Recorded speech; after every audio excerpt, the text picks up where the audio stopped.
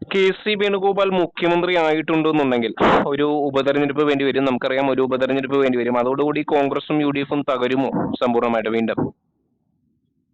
ഒന്നാമത്തെ ഉത്തരം, അങ്ങനെ ഒരു ഉപതെരഞ്ഞെടുപ്പ് വേണ്ടി വരാൻ സാധ്യതയില്ല. കാരണം ഇവിടെ തെരഞ്ഞെടുത്ത നേതാക്കളിൽ തന്നെ അതിൽ നിന്നൊരാളെ മുഖ്യമന്ത്രിയാക്കാൻ AICCക്കോ അല്ലെങ്കിൽ അതിന്റെ ഹൈക്കമാൻഡിനോ ഒട്ടും പ്രയാസം ഉണ്ടാവില്ല.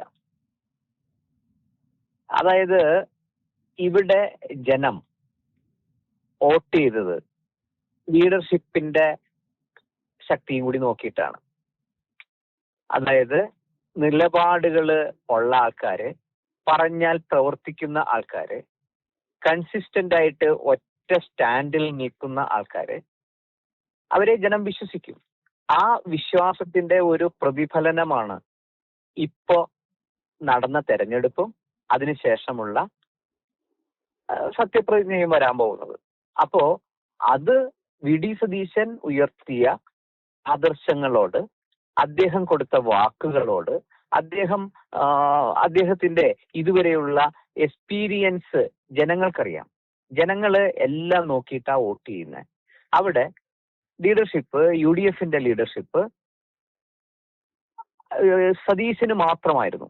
അങ്ങനെയുള്ള വി.ഡി. സതീശനെ ഓവർടേക്ക് ചെയ്തുകൊണ്ട് ഒരാളെ മുകളിൽ നിന്നുകൊണ്ട് പ്രതിഷ്ഠിക്കാനൊന്നും പറ്റുന്ന ഒരു സംസ്ഥാനമല്ല കേരളം. കേരളത്തിലെ ജനങ്ങള്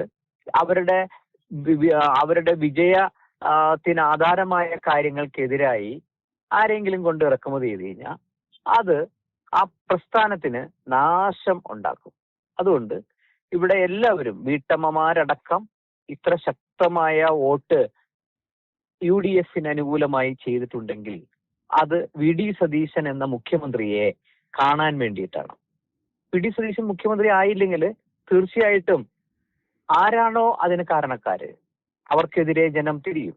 ഘടകകക്ഷികൾ പോലും, മുസ്ലിം ലീഗ് ആയിക്കൊള്ളട്ടെ, കേരള കോൺഗ്രസ്, ജോസഫ് ഗ്രൂപ്പ് ആയിക്കൊള്ളട്ടെ, RSP ആയിക്കൊള്ളട്ടെ, ഇവരെല്ലാവരും അടിയുറച്ച് പറഞ്ഞു, ഈ തെരഞ്ഞെടുപ്പ് വി.ഡി. സതീശൻ ഉന്നയിച്ച ആശയങ്ങളോട്, ജനങ്ങളുടെ ഈ പ്രയാസങ്ങൾ മാറ്റാൻ അദ്ദേഹം മുന്നിൽ വെച്ച പദ്ധതികളോട് ഉള്ള വോട്ടുകളാണ് കിട്ടിയിരിക്കുന്നത്. അല്ലാതെ വേറെ ഏതെങ്കിലും വ്യക്തിക്ക് ഇതേപോലെയുള്ള പദ്ധതികൾ ആസൂത്രണം ചെയ്യാൻ കഴിയുമോ?